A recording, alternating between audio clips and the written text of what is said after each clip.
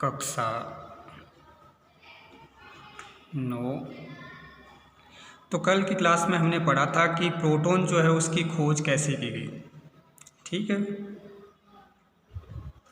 Proton जो है उसके बारे में बताया गया था कि थॉमसन ने जे थॉमसन जो है ना उसको इलेक्ट्रॉन की खोज की थी। कैथोड किरणें जो हैं, कैथोड किरणों को क्या कहा उसने, इलेक्ट्रॉन नाम दिया कि ये इलेक्ट्रॉन है।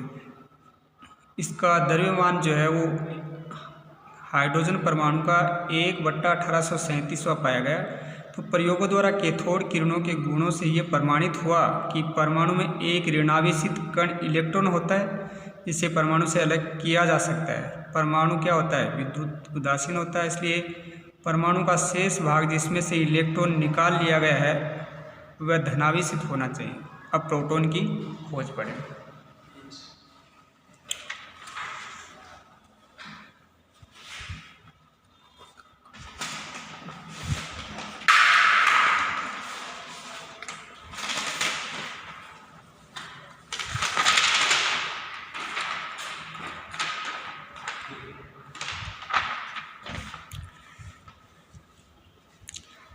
प्रोटॉन की खोज।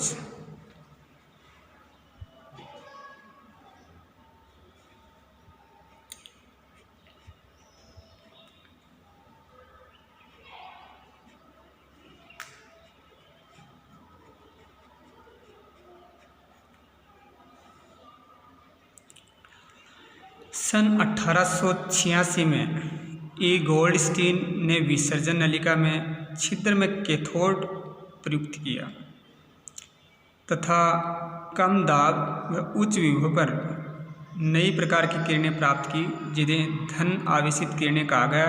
और इन्हें क्या है, एनोड पर प्राप्त करने के कारण इन्हें क्या कहा गया, एनोड किरणें भी कहा गया।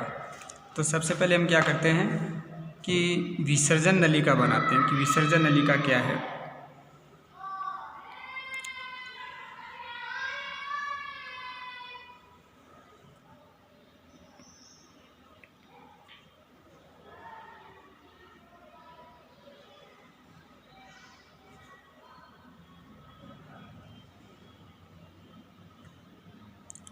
जैसे ये विसर्जन नलिका है, क्या है, विसर्जन नलिका। अब इस विसर्जन नलिका के अंदर क्या करते हैं,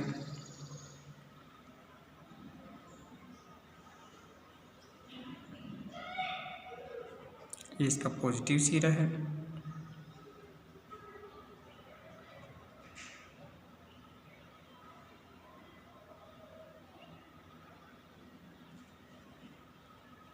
ये इसका नेगेटिव सिरा है। समझ में आ गया, ये नेगेटिव सिरा है। अब ये के छिद्र में कैथोड है, ये छिद्र में कैथोड है, कैथोड है। ये धनात्मक किरणें हैं,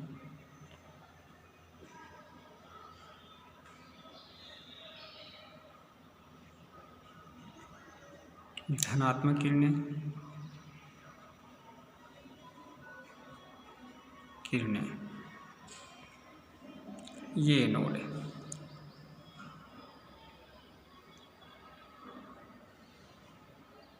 क्या है, ये एनोड है, ये एनोड है। अब क्या करते हैं,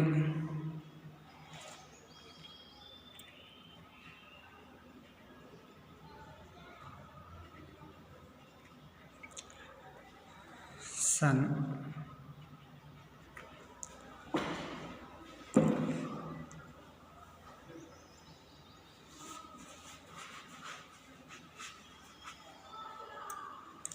1886 में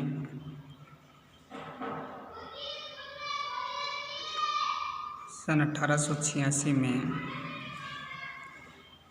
ई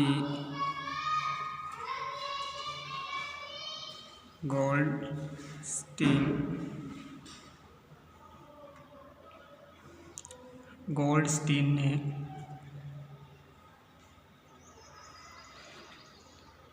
ने छिद्र में गोल्डस्टीन ने विसर्जन नलिका में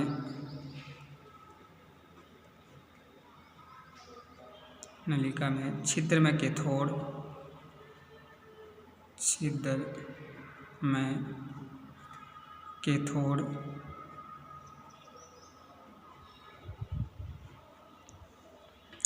छिद्र में कैथोड प्रस्तुत किया या प्रयुक्त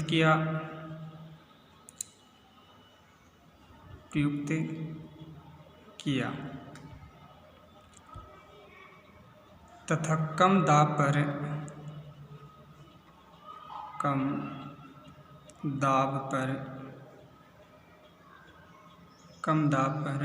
व उच्च विभव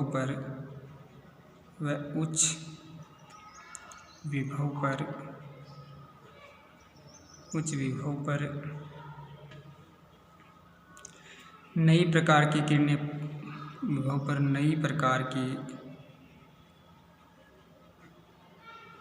किरणें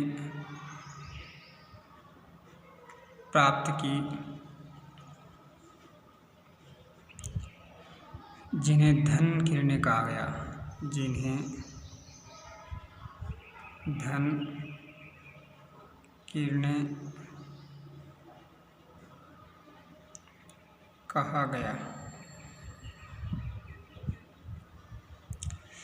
अब ये धन किरणें जो इनके गुण क्या क्या होते हैं, जिनको क्या धन किरणें कहा गया।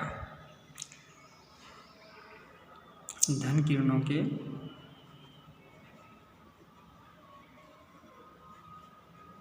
गुण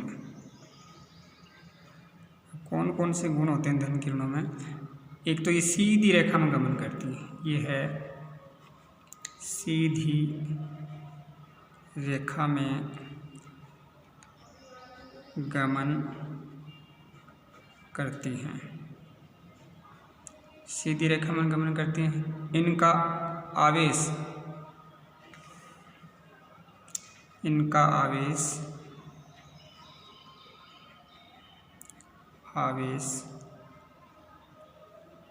द्रव्यमान या E/y हम लिख सकते हैं इलेक्ट्रॉन मास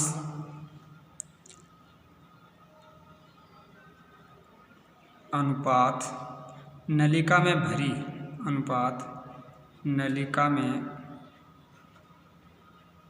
भरी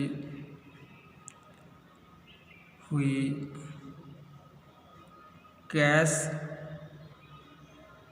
की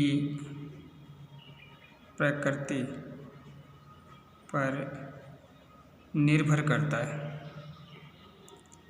गैस के ऊपर क्या करता है, निर्भर करता है।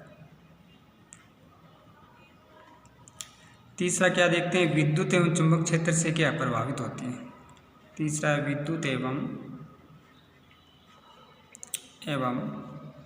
चुंबक क्षेत्र से प्रभावित होती है।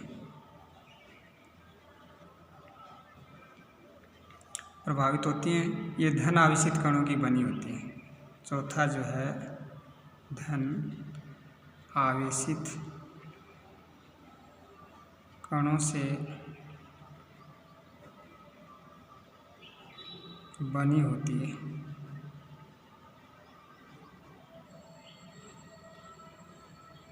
धन आवेशित कणों से बनी होती है। ये भी द्रव्य किरणें ही होती हैं।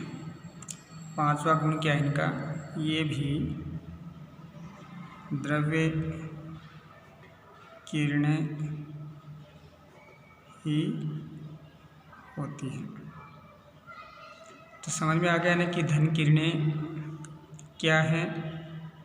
इनको क्या लास्ट में सन 1919 में इन धन कण की पहचान प्रोटॉन के रूप में की गई। सन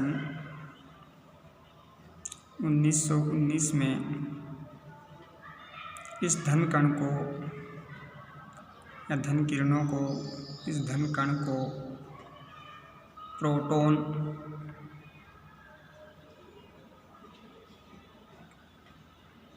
रूप में पाया गया।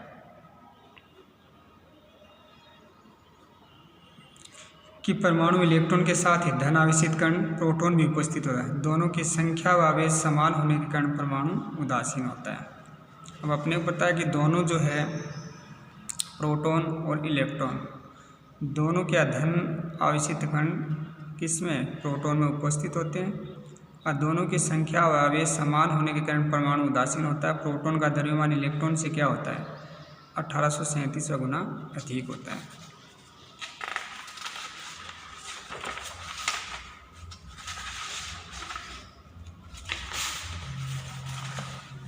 अब हम क्या देखते हैं कि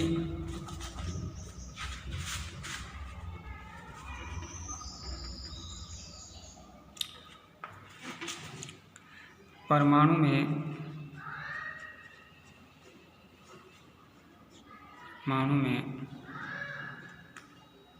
इलेक्ट्रॉन के साथ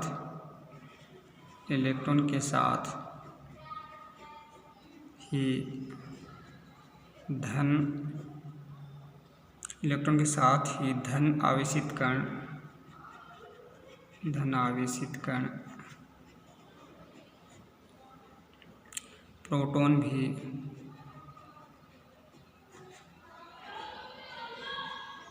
उपस्थित होता है। प्रोटॉन उपस्थित होता है। दोनों की संख्या व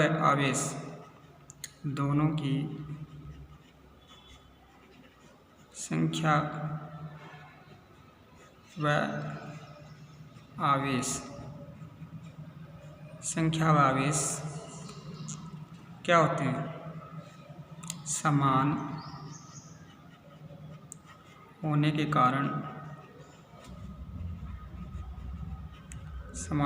कारण परमाणु उदासीन होता है। क्या होता है उदासीन होता है। प्रोटॉन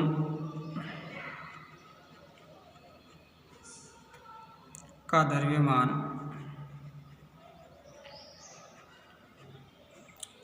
द्रव्यमान इलेक्ट्रॉन से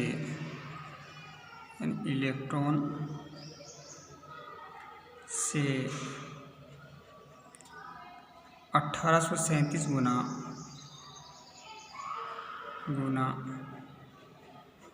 अधिक होता है।